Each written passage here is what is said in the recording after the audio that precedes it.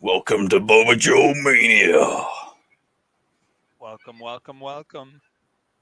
Stan, here to talk about Stan. Yes. So we're kicking off another topic. Kind of had a bit of a brain fart sometime last year. I wrote things down in the notebook, other topics to come back to. Stan Winston was one of them, and I thought it would be cool this year to do some other ones too about kind of like monster masters. I called it just for fun, like other ones like old Ray Harryhausen or people like what's Roger Corman or guys like this. So people involved in like film special effects and whatnot, but creating like cool characters and cinema screen monsters and things, whether they're acting as the monster like old Bela Lugosi or someone behind the scenes writing or creating the visual effects and stuff. Well, we're definitely talking about one of the masters today. I think it's fair to say. Yeah. When it comes to these masters of monstery and creature designs and stuff that we're going to be looking at a lot of creatures that have almost just become part of our everyday pop culture lives, essentially, and a lot of them were designed by the man we're going to chat about today.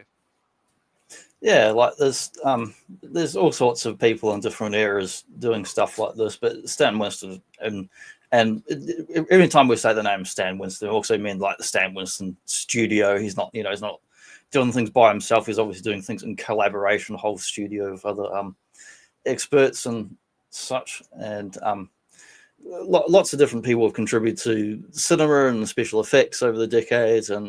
But there's like, for as far as ones that really you and I sort of grown up with in our lifetime and become part of pop culture DNA. And now, of course, there's masses of all sorts of toys and model kits and things that didn't really exist when we were kids now. So now there's a saturation of this stuff that didn't used to exist. It used to be you just had the films to see these crazy monsters and things, and you might go to the cinema or rent the VHS, or down the track you might get to own the DVD and see a special feature and see behind the scenes some of the crazy work that goes into making all these amazing practical effects. But I was thinking of Stan Winston is just like the most influential within my lifetime anyway, because it's just grew up with seeing this kind of stuff. And the other guys also of the 80s that I tend to think of, well, briefly in the 70s, but bridging into those, you had ILM, of course, Rick Baker, working on stuff like Gremlins and all that. Tom Savini, Night of the Living Dead, and working with the old George Romero. And if we go all the way up to the end of the 90s, you had pretty much the next kind of thing coming along was pretty much Peter Jackson, the Weta Workshop and Lord of the Rings. That was kind of very much in the style of continuing along like the Stan Winston type of studio and that, and Harryhausen and that sort of thing. The Stan Winston influence, I think, can be seen in a lot of places. Sometimes you ever be watching a movie and then you'll just see his name at the end for something to do with a creature design. You're like, oh, another Stan Winston, like, because from the background we have here, you've selected a few of the well-known kind of popular creatures, but there's so much stuff that he's had either a hand directly in designing, or he may have even just contributed like some throwaway ideas to some projects. But his influence is, it's very far-reaching within the movie industry. Is our Stan the man. We'll get into some of our different favorites and I don't know the different highlights and whatnot, but just to kind of cover briefly, the stuff him and his workshop have worked on includes, they've done like armatures like your Harryhausen style that you'd put inside your T-Rex and Alien. They've done puppetry like your Jim Henson. They've done like puppetry, robotics, and they've got all your classical makeup and special effects, like as in like your powder makeup on a human face, but then you've also got your makeup for your vinyl and rubber and making molds and making like crazy big full outfits for monsters and such, whether it's a person inside there or puppetry or robotics, doing all that same kind of stuff we saw when we looked at the old Ninja Turtles, and that was, you know, Jim Henson Workshop, but similar sort of thing there. You're combining puppetry, robotics, latex and foam and suits and all this stuff, as well as models and miniatures, and for doing different shots and references and all this. So combining a lot of different kind of specialities into a studio. Yeah, he was really a true jack of all trades in many ways. And the Stan Winston Studios, the actual entity, you know, like you said, it's not really just about design, aesthetic design, but they also create a lot of the actual, or they have created a lot of the actual electronic animatronic devices even needed to bring some of these creatures to life. So yeah, real innovators. There's a lot of layers. They're real innovators, and there's a lot of layers to what they do. It's not just simply about, you know, drawing a cool looking creature. Like, there's a lot of I mean, you can kind of trace a lot of this stuff back to things like Harry Horsen and go all the way back to the original King Kongs. I've been watching a lot of kaiju films lately and picking up stuff here and there. But it's like you have someone has a vision or a story, want to make a thing like King Kong. Obviously, the monkey is the gorilla is the big effect. The rest of it's known filming. We've got cast, we've got people, with cameras, all this stuff is kind of known. But making the King Kong, we had stop motion and armatures, but someone had to build these metal armature skeletons and then figure out how to animate them, and then figure out, well, okay, now we've got an armature skeleton, you've got to build all the skin on top of it. Then gorillas have hair, so it's put hair on top of that. But then when they filmed it, it looked like the hair was waving around bit to bit, frame to frame, and it ended up looking like kind of wind, or it was an accidental effect that ended up adding to the film, so they kept it. But you know, so in the same way, like the Stan Winston Studios innovated in modern films like Terminator, Jurassic Park, Aliens, and all that, they had to come up with stuff that basically didn't exist, or that we might had something very basic idea of, but we had to build on that and create some new piece of technology or a new application of an old piece of technology to, you know, innovate and do something different that hadn't been done before. So they were just like wow people, and you know, you go to see stuff, finished stuff on the cinema, and it's like holy crap when you watch the film. It's like, how do they do that? And you know, long-term listeners of this show, they know how I feel about how effects have, you know, trended in recent movies. And you know, CGI is king. Like, there's no getting away from that at the moment. It's everywhere. But Yeah, what I do appreciate about the Stan Winston effects is their realism, and how, you know, it, to me, I don't care if I know that I might be looking at an animatronic robot. 9 times out of 10, I probably won't even know.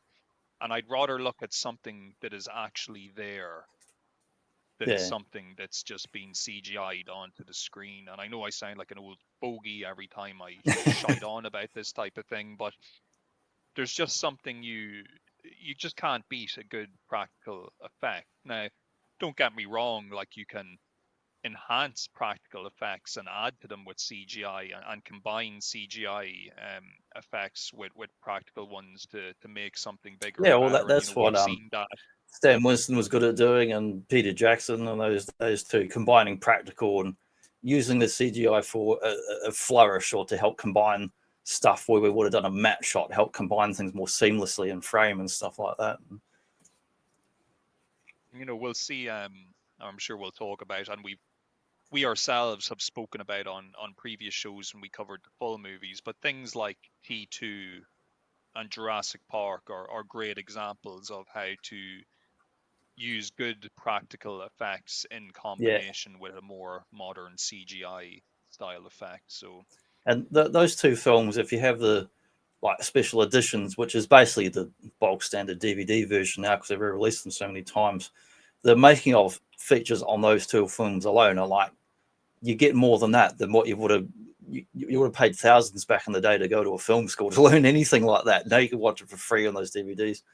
And actually, speaking of which, the Stan Winston school or studio kind of lives on in a different form today, they do have an online website that's actually like a kind of like study at home course thing, as well as a YouTube channel. There's all sorts of really cool stuff on there. So you look up Stan Winston Studio on YouTube, they've got a channel on there, and they'll show you, just like watching those DVD making of scenes, they show you all kinds of practical how to do stuff on there. And they've actually got courses and stuff on their website that look really good. Yeah, and they've an Instagram presence as well. I'm often perusing their Instagram page, just looking at really cool pictures of creatures past and present. So yeah, I would definitely recommend anybody, if you're not overly familiar with their work, even though I suspicion that you probably are familiar with their work if you're listening to this show today, but definitely check out all their socials. They're a really cool. I'll just read off a couple of that most recent videos they've got on their YouTube channel, just for an example of type of stuff they've got on there. So they've got practical effects of Interview with the Vampire, this is a new videos, but that film was from '94. Model miniature effects part 1, planning and acquiring 3D models. So they cover all practical stuff. They also cover like more modern digital stuff as well on here. Building the TX for Terminator 3, as in literally building like, what would be the on-screen robot, as well as getting bits to match with the actress. How to make alien ears, modern miniature effects, 3D printing. So they get into digital and 3D printing as well as all the practical stuff. They combine everything. Here's a great one. How to straighten puppet fur. So that's the kind of practical thing you're going to find on there. And to me, it's not just movie making stuff. Like if you're like a model maker or hobbyist, that's the kind of stuff that's useful too. If you're doing, dioramas, small scale things. Or maybe if you're even an aspiring toy photographer, you could pick up a tip or two. Who knows? Glow in the dark makeup effects. So they're just, there's a cornucopia of awesome stuff on there. But even that very first one you mentioned at the top, the Interview with the Vampire one. The Vampire. I'm a big fan. I'm a big fan of Interview with the Vampire, but yet there's another one I would not have thought of, the Stan Winston connection. No, I wouldn't have thought of it.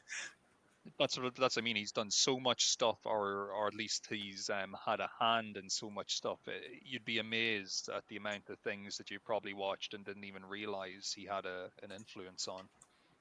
Yeah, like I was looking up the kind of filmography this week, other than the stuff I already knew about, and I looked at ones I realized I hadn't got around to watching after all these years. I was still never seen Small Soldiers, which did amazing work on that.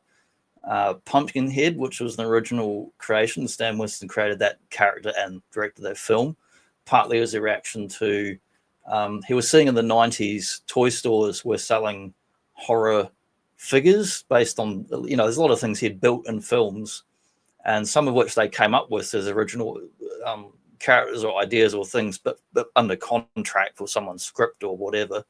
But visually, they've created something that didn't exist. Someone might have written a monster attacks Joe Blow, and they've created that monster that didn't exist before. So he saw a lot of that stuff selling, and actually Pumpkinhead, he tried to do his own sort of property there and have a go at making an original thing. And something else I found out about, I didn't know about until basically today, or I might have seen something years ago, I not remember. Around 2002, they actually released a line of Stan Winston action figures, all based on original creations. But apparently it went tits up and failed within a couple of years. But they were all very much, before I even saw pictures, I thought, oh, that sounds a lot like what McFarlane was doing. Then it says Stan Winston saw what was happening with McFarlane toys in the direct market and basically said, oh, hang on, this guy's making monsters and stuff and adult collectors are buying things. I should have a go at this. And so they put a few things out. There's some random ones on eBay. But I'd never heard of them or seen them. And they look really cool, though. They look like the best quality McFarlane statue kind of stuff, like 2000, 2002, really highly detailed and super, lots and lots of paint. And the difference to basically other toy manufacturers and the stuff of that era is that they said that when they created these original monster characters, when they're making like a movie quality miniature, they're basically making the figure from that. They're not going through like all these other cheapening tactics like the toy things do of like, well, we just start with the buck and we're going to copy this and maybe we'll give it a little bit of paint, and maybe we won't. And Spider-Man will not have the printing of the lines of his web. They started with super high detail little miniature thing in an action figure scale, and then make that the action figure. So the ones they have made look pretty awesome, but there's only a lot of low quality images online, but they look, from what I've seen, to be equivalent of the McFarlane stuff back then, like the best stuff, like your movie Maniacs kind of stuff. It's I didn't even realize that line existed, and you know, it's probably the type of thing, maybe it was just bad timing. If it had been a few years later, absolutely, if it had been 2010 or later, it would have blown up for sure. But I would say it said also the same thing happened to him that happened to McFarlane. McFarlane pushed to get into True stores, with Toys R Us in America. He pushed it and got some of the more adult looking figures into True for a couple of years. And I think the sales are okay, but at some point they went, nah, don't like this, got kicked out. And then the Stan Winston figures, they became True exclusives. But then when they didn't sell too well, there was at least 4 or 5 different waves of different branded lines and such, different themes like aliens, soldiers, and all this kind of stuff, and monsters and whatever. They didn't sell too well, so they didn't order more, and then they were stuck, not being able to. They were trying to make more, but they had nowhere to sell them because the store was like, no, we don't want more of these. And he's like, okay, well, I want to get the fuck out of this contract then, because you're not taking my stock, and we've got a contract, and then up going to like legal action. So that basically killed it. So thanks, True. That is unfortunate. So if that had been different market, 2010, 2015 adult toy market, that would have gone bananas. The amount of like people would love to buy those kind of stuff. Thanks again, traditional retail, for taking something good away from us. Yeah. But yeah, it was interesting to learn about it anyway, because I had no idea those even existed. Well, you know, so much of the stuff that's in my room now has the Stan Winston, you know, effect on it, like all my Aliens and Predator stuff, my Jurassic stuff. Yeah. It's just everywhere I look, I see a piece of him, it feels like, in this room. Yeah, and it says, reading about the fellow, he says he thinks of himself not as like so much a special effect person, more as a character creator, and it really does come across with the on-screen creations. Even like the old T-Rex and Jurassic Park's got real personality to it. You know, it doesn't have a name as an individual T-Rex, but it's, you know, the Jurassic Park T-Rex is distinct from a Roger Corman T-Rex or a Harry Horsen T-Rex. You know, they've all got their own styles and looks and way they move and animate. And yes, they have their unique personality really shines through. Yeah, and like the Jurassic Park Rex, even the Alien Queen has a very distinctive personality, you know, ebbing off, or which is just the right amount of slime and drool coming out of those teeth. But it can be something very, you know, subtle, like in Predator, the first Predator movie, when the Predator unmasks and we see his unmasked face with the mandibles and that. Like those. Now, hang on. The first Predator, he looked like a giant ant. I've seen those pictures of Jean-Claude, so you might have to tell us about that. Yeah. But you know, our popular Predator that we came to know and love, the one they went with in the end, like the redesigned Predator. Face, the redesigned Predator, but like that face is incredibly expressive, and you know, that fight at the end of the movie with the Predator and Arnold, like there's times when you can just tell exactly how the Predator is feeling, and you know, you can just see the emotion coming off his face. And sometimes it can just be a slight little thing, like a mandible moving up on one side to show that he's intrigued or pondering something, or you know, it's the little things that really bring the creature to life and make it more than just a special effect. Yeah, you get the personality, you got the like the animatronic stuff, and then the puppetry stuff, all those kind of skills, like your Jim Henson kind of skills, and then just a little extra flourish, that bit of extra detail or attention, the way something comes across on the screen, the way it's you know, all the textures on the Predator, all the amazing textures and kind of gloss and sheen and coats and stuff that would build up all these layers and then give it the right painting and the kind of protecting coat on the outside to make it all just pop for on to be, you know, well lit and on the screen and all that. Like, not just anyone can do that. There's so much craft goes into anything they've worked on. Even just looking here underneath your screen on our display here, like I suppose all my heavy hitters are there. Like, so you got the Alien Queen, you've got the, you know, the Terminator, you've got the T-Rex and the Predator. The Terminator design is something else. It's really just, and the way that that is brought to life on screen is something to behold, even to this day. For both T1 and T2, that kind of endoskeleton Yeah, it's design of the amazing. Terminator. Oh, it's the And stuff of nightmares. everything makes sense in that proper endoskeleton. Like everything, like if there's a lever or pulley or a thing, it matches up like a real thing Yes, would move. yeah. There's a real world element to his designs. I think that's what adds to his work as well. You could Mm. believe that this thing would move around in the real world and act and move the way it is on screen, because he's thought about the physics of things. Like, he's thought about how, you know, a foot would look walking on that surface. Like, he's Yes. really put effort into thinking about the little things, that so by the time you actually see the finished product, it looks as natural as it can possibly be. Because, like, at the end of the day, there's nothing natural about, like, well, not these days, there will be probably soon, but there's nothing natural about like a big metal robot thing walking towards you. But he makes it look like something that could be, you know, natural movement, and Yeah, that's to yeah, be commended as well. yeah. I love So it seeing really on is the amazing.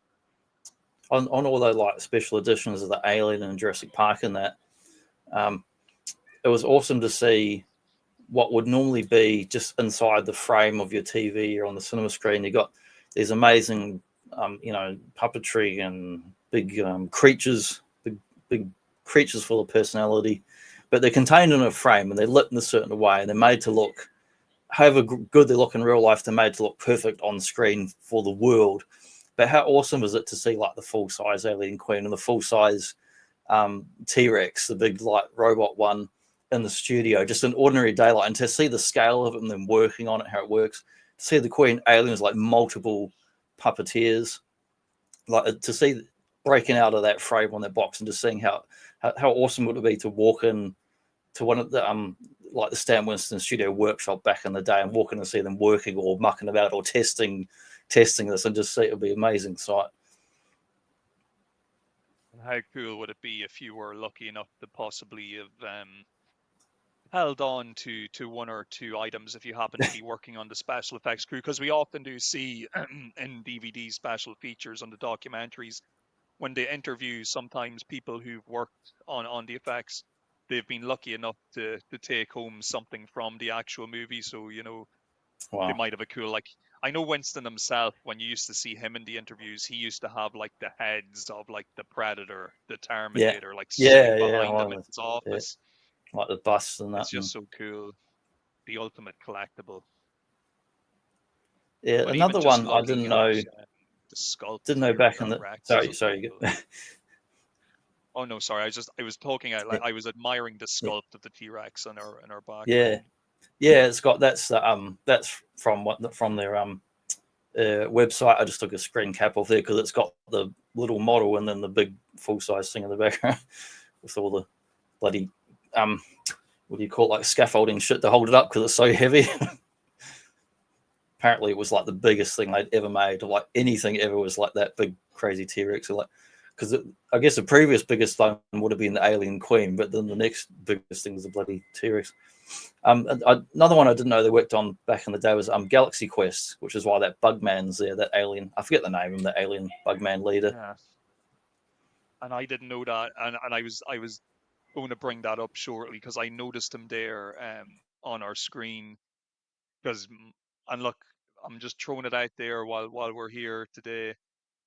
Let's put Galaxy Quest on the list for movies to look at on the Boba Joe show, because I love Galaxy Quest. It's a big favorite of mine. It's a big favorite here in our house. My wife is also a big fan of Galaxy Quest, so maybe one day we'll take a closer look at the masterpiece that is Galaxy Quest. But You yeah, can do.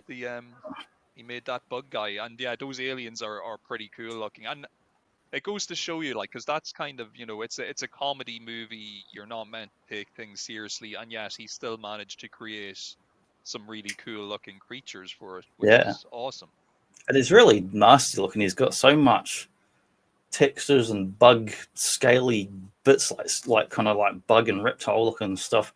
He's an amazing looking effect on screen. That dude, like, it was like when I watched that movie, I'm like, oh yeah, it's comedy, it's fun, kind of like, parodying Star Trek. And then when you see that guy, like, holy crap, that's like, just as good as like Aliens and Predator quality stuff. I had no idea worked on that back then. Yeah, lots of moving parts, as I recall, lots of little Mm. bug tendrils and stuff And moving at the like, same and time this as isn't he's the speaking.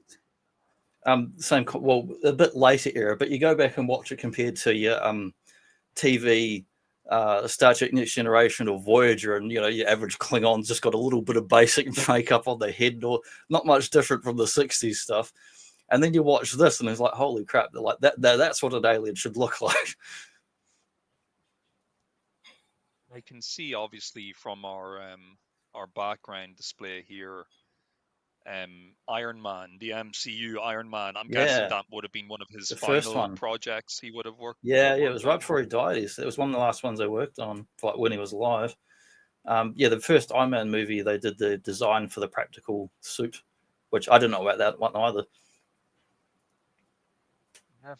And that's an MCU movie I've actually watched. There you go. But yeah, it goes to show, though, he was still active in the industry right up until the very end.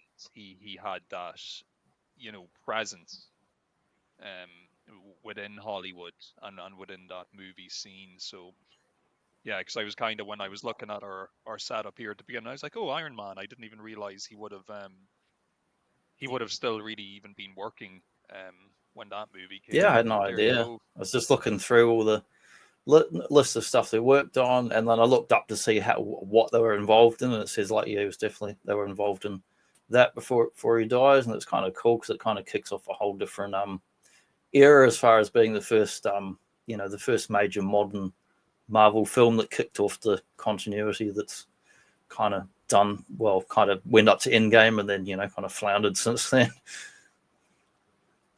He also, clearly demonstrated he could work on other people's designs or work with other people when it came to them Yes.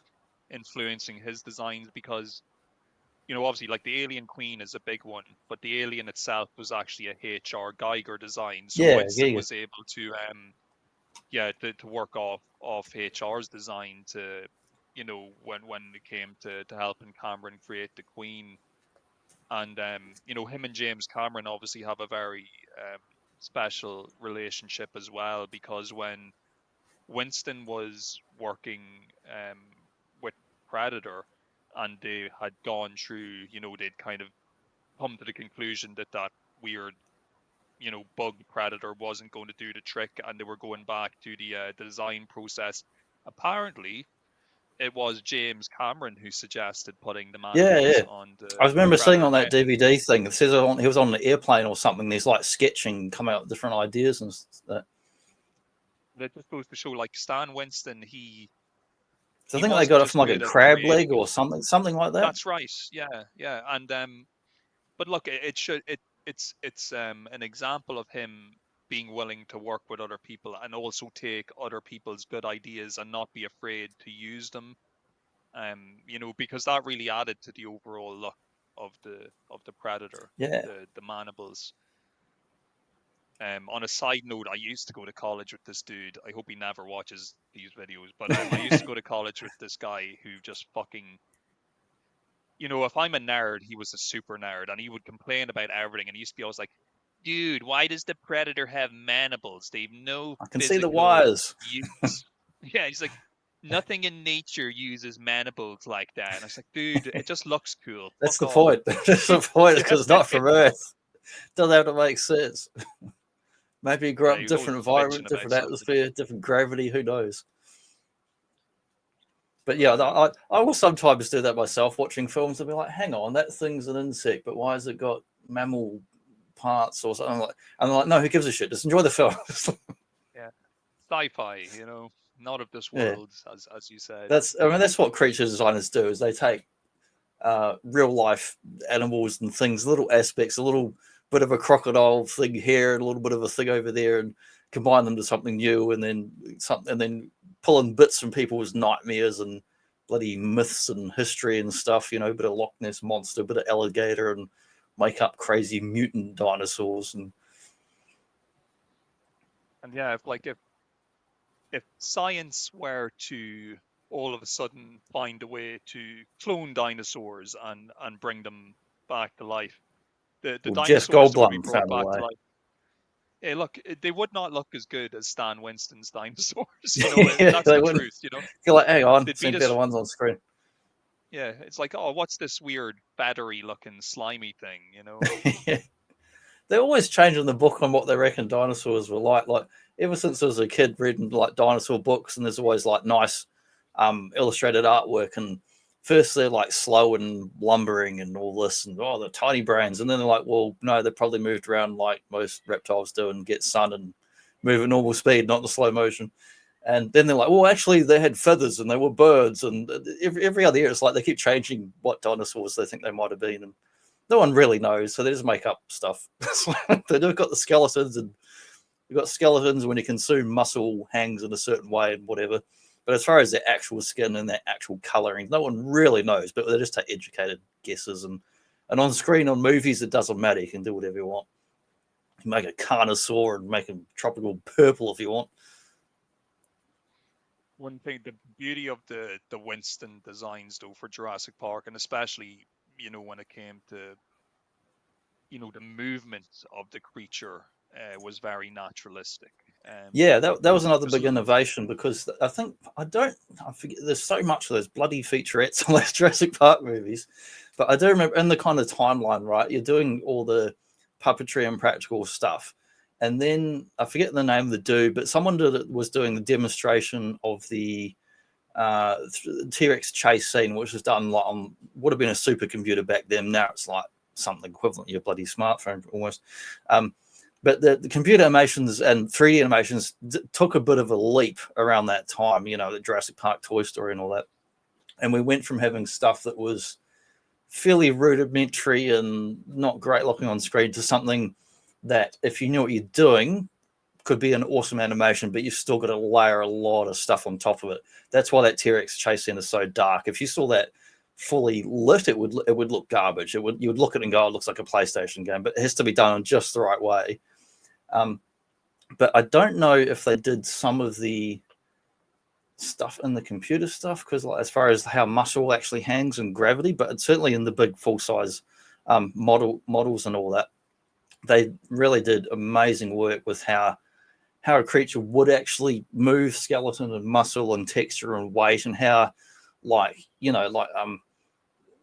all of us are like bloody John Cena. Some of us have probably got dad bods. Things hang off your body like muscle and tissue, and a T-Rex is horizontal, not vertical. So the way its guts and belly hangs and undulates and swings around as it animates, and they did that consistently across the model stuff and across the brief computer stuff, so that all goes together in the film, pretty seamlessly.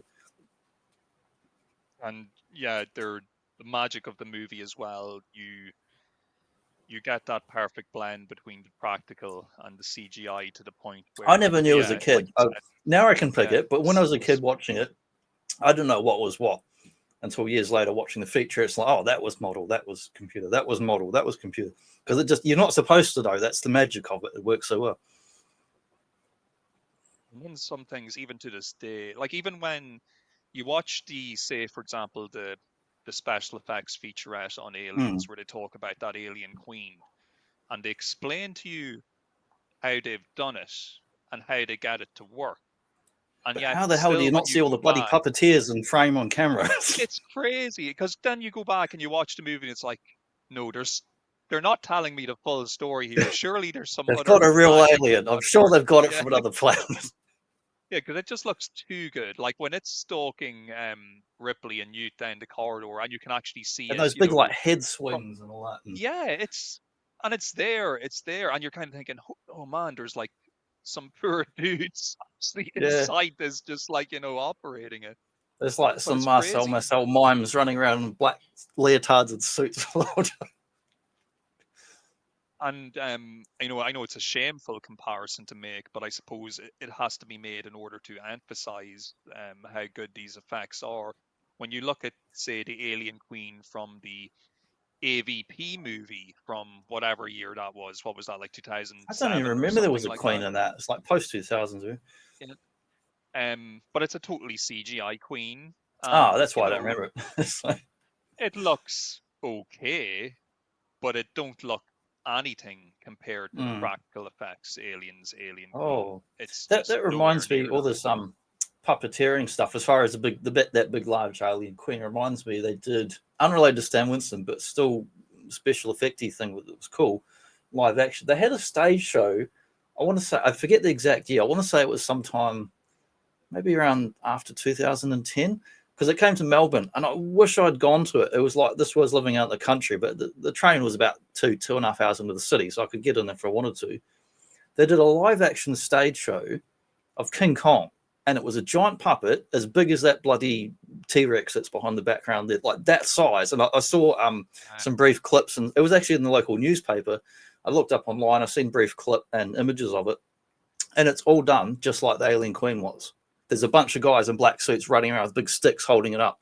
But when you see it move, it's like it would have to be a lot more lightweight. I don't know if they're using foam or lightweight materials, but he actually walks around on stage like a real bloody King Kong and does all the movements and everything. And because you're in a big auditorium and it's lit real black, the people are basically invisible underneath it, like the Alien Queen. And I wish I'd gone and seen that bloody show because it was only a few months and it was gone again.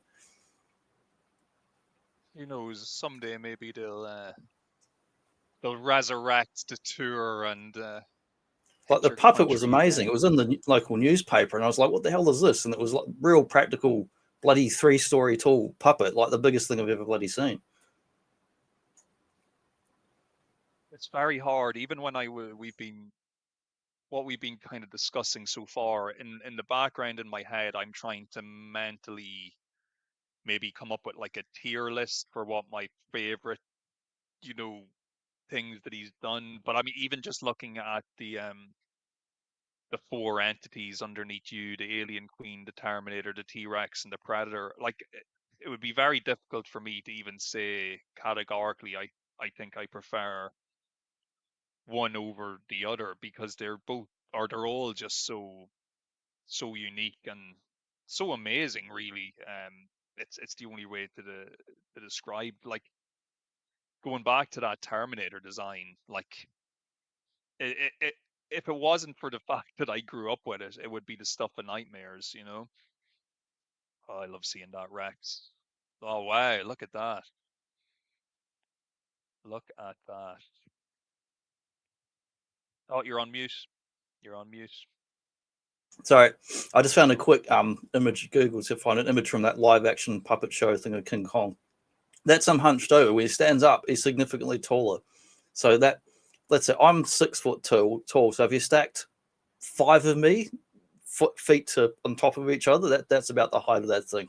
It's amazing. Impressive. Very impressive. And Was there that it's like lit a for. was that like a worldwide show, I wonder? It was a touring show. I couldn't tell you where it went. I just know it came to a show because I saw it in the local paper, and I thought, oh, I might go.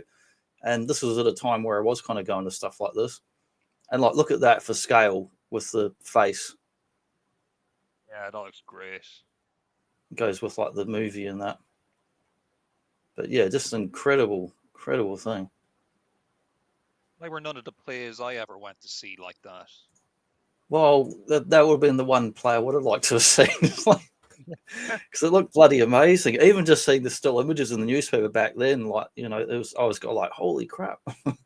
But yeah, sorry to interrupt there. I hadn't thought of that for years and years. But you were saying about the going back to the Terminator.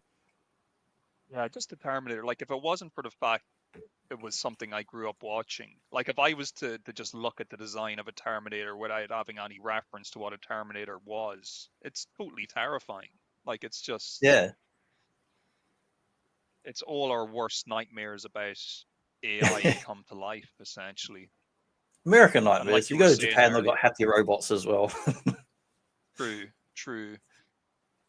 But it's such an iconic design, and you know, of course, we're a fan of it because not only have we spoken at length about T2, but in our intro every week Yeah. we have our Terminator face, Don't looking tell at our anyone the face as second well. one is an AI horrible image. The first one I love was an that actual bit. screenshot of the actual Terminator from the film where I just blow up and took a screenshot and slapped our show logo. The second one was a dirty AI image. So there you go. There's the inside secrets. You have a preference in terms of, where you would rank Yeah. certain creature designs, or or are you Oh, like me? Like, I just find it difficult to actually say I guess that particular one is my favorite or whatever. my favorite movie monster is the Predator because he's just like I guess because I don't know he's more humanoid. He's still basically a 50s movie monster. It's a human with a thing on his head, but much more fancy version of that. But I guess because he's so dynamic the way because he's just a human being in a suit that can do a bit more with it, not have, as opposed to your giant alien T-Rex and animation and puppetry. And there's a lot more close-ups of his face because he's just a human-sized thing. Whereas you don't want too many extreme close-ups of a T-Rex because it doesn't really work for the plot, other than when he's smashing the car with his head and all that. My favorite overall thing they've ever made is just that giant T-Rex, just because it was just unparalleled, and we're gone from the Roger Corman stuff and the Harry Hawes and stuff, all of which I love, the best and the worst, however good or bad or cheesy or however great any of it looked in its era. We've gone from little toy-sized things to a bloody warehouse-sized dinosaur, and that it's not just a usual foam object. You can go.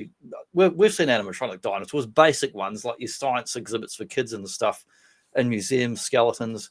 You've had different touring ones that are animatronic, but they do what those Zuru and Leonard toys do. They go, and their head goes, and they're very cartoonish. They don't look realistic. They're just real basic stuff. They're like Chuck E. Cheese. They're Chuck E. Cheese level animatronics when you've seen stuff in the, ones that have been around like in real life. Whereas this thing, the big giant T-Rex from the Stan Winston, that thing just amazed me in the cinema, but seeing the special effects on the DVD, seeing it in their kind of hangar space, how the just the sheer space it took up, and it's like it's not just a blown up like toy or action figure. It's like a real puppet and a robot, and it's got realistic muscle and skin texture. It's like the closest facsimile of an actual dinosaur we've basically ever seen, as far as building something that's realistic and not just trying to be like a toy for a kid and that. So that thing's I absolutely love, and just because I like dinosaurs so much as well. So, and I guess the alien queen, but also the aliens in general, I love for the horror elements and the way they're lit and all the old KY jelly dripping off the jowls, and then but you've got that Foley and sound, that sounds coming in. Yes. Like they're just like living nightmares. They're just like something out of the bloody dark recesses of man's ancient mind in caveman times or something, just like living shadows that just come out and kill you and then disappear again. So they're all kind of my favorites on different levels. One thing I love about Winston as well is he doesn't really rest on his laurels, like, because No. when he did Predator 2, when he worked on the Predator 2 Predators, there's another excellent making of featurette on that DVD. And Winston, he actually shows, like, look, for all of the Predators you see at the end of that movie, we did a They're all special unique. individual, yeah, all unique, and not even just like unique enough to get away with saying, oh yeah, he looks a little bit different. Like, he's given all the Predators different skin tones, like different facial structures. Really just real quality and attention to detail. Whereas, you know, you would forgive somebody if they just went, oh look, we've made the main character now. Copy and We'll just paste like that head over here. copy and paste. Exactly, yeah. We'll change the color of the eyes or something to distinguish it. But no, he went all out and he made sure that his crew had unique designs for each of the predators, Yeah. even though That, you'll only see them for like a couple of minutes. It doesn't matter. mm, He wanted to make sure that they all look as good as yeah, I got possible. the big Nika 1/4 one up there. I got the I forget which is which, but one's got a kind of brown skin tone. The other one's got the fishy white. Well, that must be Predator 1, the white fish scale tone, because that was taken from an actual fish. So yeah, the unmasked one on my shelf is one of the main Predator from Predator 2, which they kind of call City Hunter or whatever. But yeah, I love seeing the variety at the end in the ship when Danny Glover's there. We get the alien skull in the background as well as a bunch of dinosaur skulls and other things. And that kind of really set down some of the Predator lore, like unofficially, I guess. But then Dark Horse Comics really ran with that, all their different designs of Predators, and became like a whole like society and different classes and groups and clans and all that. All that kind of kicks off from that scene. I think as well, and you know, I don't want to just be shilling for NECA here, but they are a good Oh, you can. example of, because they whatever about the quality of their stuff, one thing they are very good at is taking a like for like sculpt and shrinking it Yeah. down to toy form. And you can see, like, I have that collection of Predator 2 Predators, and when you actually look at those individual details on the faces, it's amazing the amount of effort that went in to distinguish Yeah, one they're from great the at other. taking proper movie stuff and usually science fiction, horror, adult movie stuff and translating it into something that actually looks good. Not doesn't look like a toy. It looks like something that would be on the screen. And you know, the more mainline companies are starting to do well. I have my Mattel Jurassic Rex, Yeah, one of the Manny Rexes, but like, you know, that that is they've a come a long good, way with those toys. yeah, So like the it's a '90s good ones made some decent interpretation. toys, but the modern Mattel ones are amazing. The look of them and the little dimples and textures all over them are fantastic. And like, they've even done a good job. Like, if you look at that, the Rex picture you used for our Yeah, background got today the on old the movie, like, overbite. you can see even the veiny lines. Like, Yeah, they've yeah. done a good job of actually recreating what you'd expect it to look at. And look, it's when you think that's your average kid's toy, so that's a pretty good But representation for a they are real child. standouts. And to put in context, they're on the shelf next to the Leonard and the $10 ones that look like 50 stuff that I like as well. But I think definitely, you know, look, at no surprise, I'm a toy collector, you're a toy collector, and Mm. I collect a lot of stuff from my childhood that's more hitty and you know, cartoon properties like the turtles and stuff. But I've always had a desire to own things from Alien, Predator, Yeah, Terminator, Jurassic, and a lot of that is because of Stan Winston's designs. He designed these characters that just looked so amazing, these fantastic looking creatures. Like, I just had to have some type of representation of them in the collection. As it turns out, I had a lot of yeah, that's why I love representation of those them because I giant love them. Necker predators, because like the head, I mean, they all look good, but the bodies, you know, it's a humanoid body, but the head is the thing that really stands out, and the bloody big, yeah, it's second version. It's that Necker alien, but the first one was kind of black, and the second one's got that blue tint, the James Cameron aliens. So I got the giant Yes. size one of that, and that looks bloody amazing. Yeah, I have the exact same one myself, sitting the other side. And It took it's me when you like get one half of an those hour to big, get those bloody spikes in his back, yeah, those struts. He keep heating up the hair dry over and over again to get them in there. yeah, it took a while for me to get them to stay in place. But They you know, kept popping those out. quarter scale figures, they were a really good way for you to Mm. admire the actual Yeah, design yeah. of the creature So I kept looking up there because because they are so big. I got masked predator, unmasked predator, then I got Jason and Freddy like fighting each other, reaching out like this, going, he's cutting his hand. I got the alien there, so it look awesome. Like, you know, I don't really collect hot toys. Like I have a couple of hot toys in my collection, Yeah. but they're you know they're outside of my budget generally. But Yeah. They're about if I did 500 want to, Australian, which is nuts. I'd love to get a decent Hot Toys Terminator endoskeleton and a Robocop. decent Hot Toys Predator, just to have that real, because they are Yeah. beautifully detailed, and it would be great to have something like that in the collection. The Terminator, Yeah, they're very especially. nice.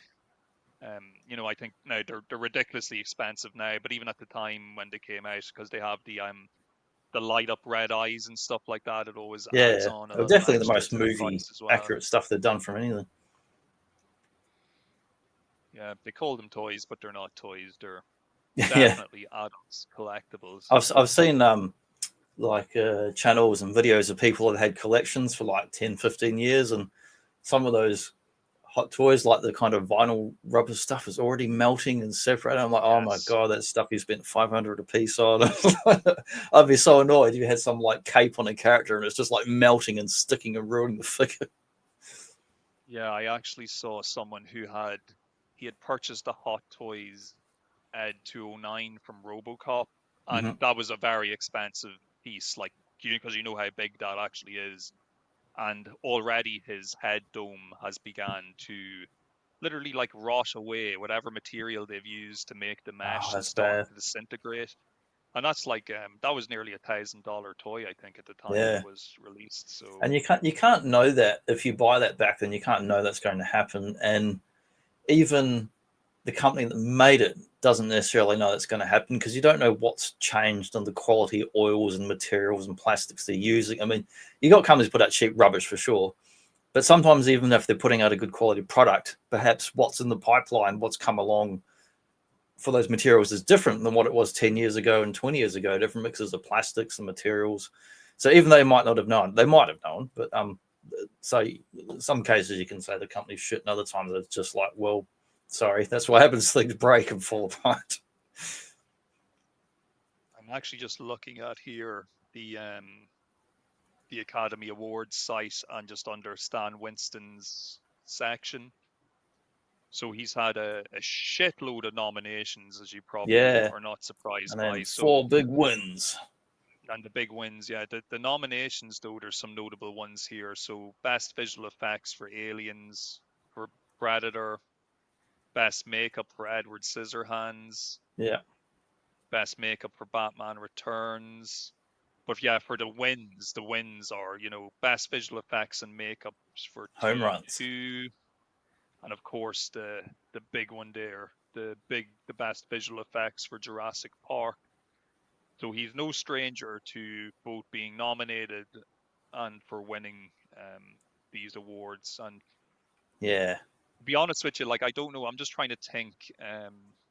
The best visual. Oh, okay, so he won it for Aliens. That's fair enough. I was thinking he was only nominated for Aliens. Who the fuck would have won it that year? But yeah. It no, says he he's actually got. won it. It says there's Academy Awards and Oscars for different categories, so there's crossover of different things there. But yeah. Oh, and of course, he returned for the visual effects on the Lost World Jurassic Park, because I see he's already got a. Yeah, He's he also worked got a on nomination three for that as well. first three Jurassic Parks are involved. Terminator, Avatar. Didn't care for Avatar, but certainly they're good practical work like they always do. Yeah, we'll have to look at the Jurassic Park sequels someday, so we can look a bit more at I love Stan's those films. I didn't get to see them because until on DVD. there's still that nice blend of both the practical and the CGI as Yeah, well.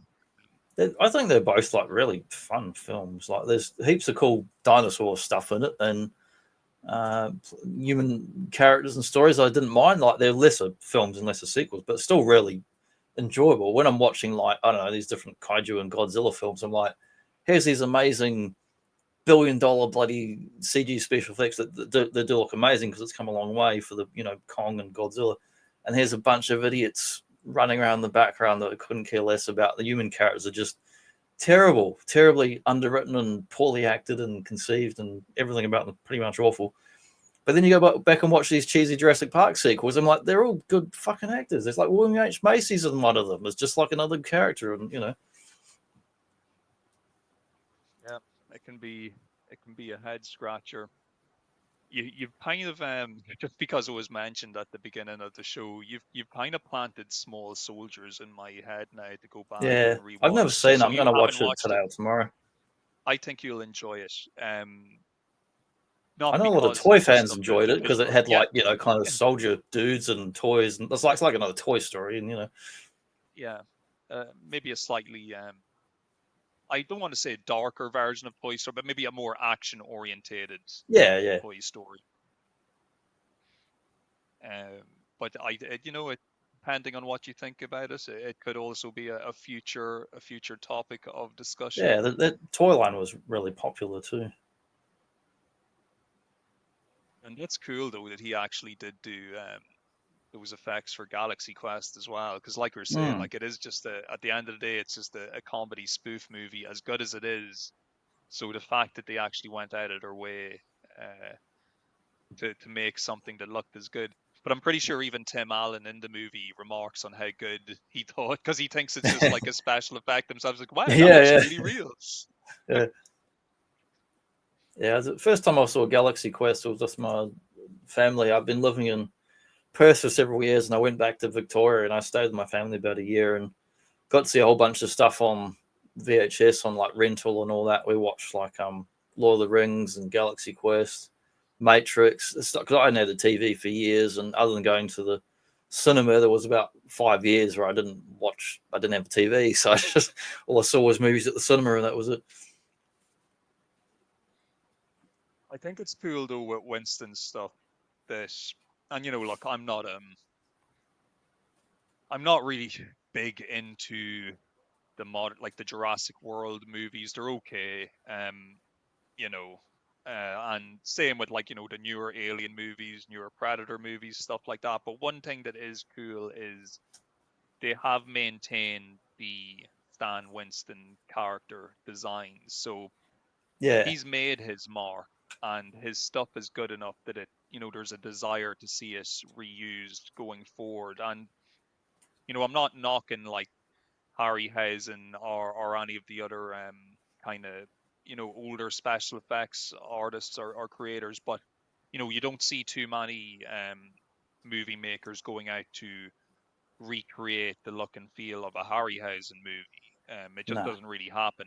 You It's got like kind of Peter they have their own Jackson and kind of maybe the time and Wallace and Gromit place. dude. No one else is really that worried about it. Yeah, exactly. Like it's not really. Whereas and I just can't really see a time where, like, say for example, even like Clash of the Titans, they did like the remake of it. The Oh, remake it was didn't really, awful. even though it featured the same characters in terms of what the creatures were, they didn't look like the Harryhausen creatures. So there was No, no just everything was terrible in those remakes. I watched yeah, both of them. Good cast, but the terrible story, the effects were rubbish. Oh, I yeah. was I so suppose the excited. point It of was trying like to Clash make, of the Titans. This will be awesome. It was like, no, terrible. I think the one thing, at least with Winston, they're at least trying to maintain that look and feel, even if they don't always succeed. They are at least trying. Like the Yeah, Rex they still looks definitely like the do, because same as now if some '93. other company or anything tries to make something even looks like Jurassic Park, it's like, would they'd sue their ass pretty quick. They're like, no, we've got a very definite look for our Jurassic Park dinosaurs. And some dinosaurs at the end of the day, they are they're not they're in the free domain. Dinosaurs existed Yeah, and you can't really copyright you them, got but you decades can of artwork and books and skeletons and fossils. And you can still potentially be sued though if you don't have if you try and pass it off as being the Jurassic Park yeah, one or being the same. So yeah, it's I not like did the 80s and recommend. 90s. You could bootleg any old thing and people weren't too worried. Now, if you do it, there's a lot more litigious and a lot more records of things, and it's pretty easy to get sued over designs and stuff. Like some companies, I'm just looking here. Yes, I actually do have it to hand and a kind of What do you unplanned. got? A Monster Marvel. It's from Reveltech. It was put out many years ago. But that is the Jurassic Park T-Rex in tiny, tiny, small form. Nice. Never And seen that one. it was originally released as a licensed Jurassic Park toy. But then after they lost the license, they were still able to release it and just call it Tyrannosaurus Rex and just take away all the Jurassic Park kind of licensing. But it's a tiny little toy, like it's a small Yeah. figure. I just kind of use it for taking photos of miniatures and that sometimes. But you know, if you are creative enough, you can get away with not being sued by Universal Studios to put this stuff out. Like, because that is still quite clearly the Stan Winston Rex, like the design they Yeah, used. But you know, and there's the no colors Jurassic too, Park logo or anything. because So they kind of had two color schemes for the. I mean, those early Jurassic Park movies, you had the kind of green look and then the brown look. yeah, I think we go brown for the first movie and green for the second, and then they kind of did a mix of both for the other ones going forward. But yeah, the man, like he's had a hand in everything, it feels like, or he's at least had an influence on so many things. And I know we've stuck mainly to the heavy hitters that we know and love, but I'm sure somebody at some point watching or listening to this may have an example of some of that Winston magic that isn't anything that we spoke about AI, today. They may have artificial intelligence. AI, The Steven Spielberg built a robot in that, like an actual robot, and they did the scissor hands for the scissor hands. which is another cool piece of apparatus. Yeah, he's Yeah, and they he's made had a a hand movie in called so Bat much. People in 1974. I've definitely never seen that one. And this, I suppose, though, it is one of those things. There will inevitably be some of his stuff that will be just lost to time because he would have designed something for a film that probably wasn't successful or the franchise fizzled out. So some of those designs, they will fall to the wayside. It's just it's a natural occurrence, but it's still great that his heavy hitters, his big boys, his dinosaurs, his aliens, his Terminators and Predators, like they'll just live on Yeah. forever. It feels like, as Oh, there's long as so there is much. All pop the video culture. games and comics and toys, and there's so much stuff now.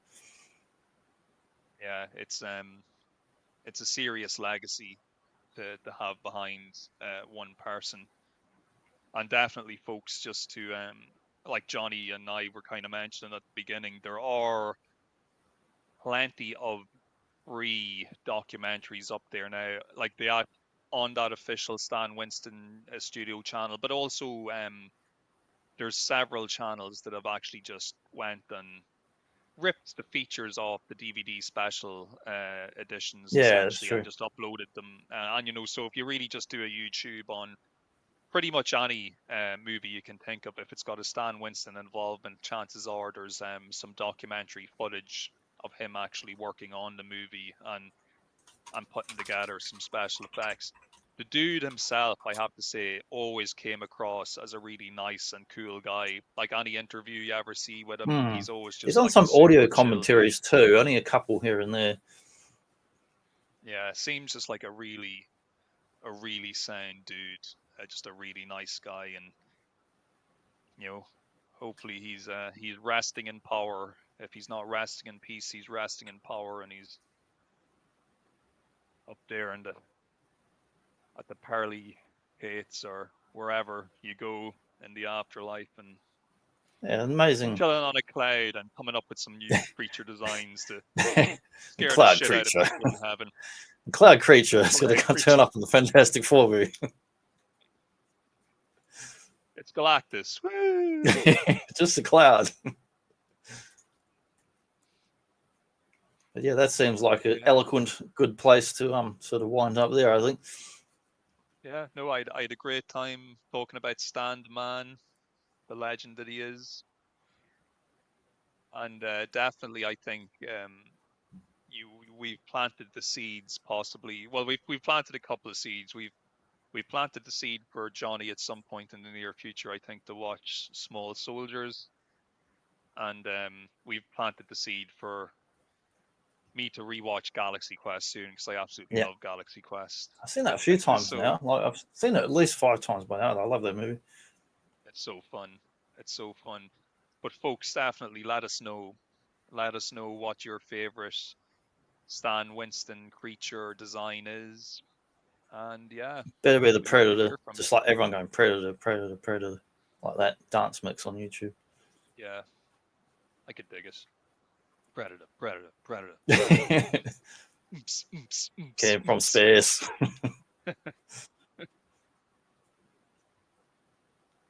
Good stuff. Good stuff. But yeah, we'll wind up there. Awesome legacy of Stan Winston and the Stan Winston studio. Fantastic team of folks, and the brief bits you see, like he's not a glory hound. He's someone who's like, this is a collaborative thing. You know, the team and people are working on it, and very good at cooperating, coming up with amazing designs and cool stuff. Indeed, indeed. And like I said, he's a legend and he's left a lasting legacy. So definitely a man worthy of discussion and worthy of praise. Yeah, I'll get, and we'll catch you folks next time. Take care, folks.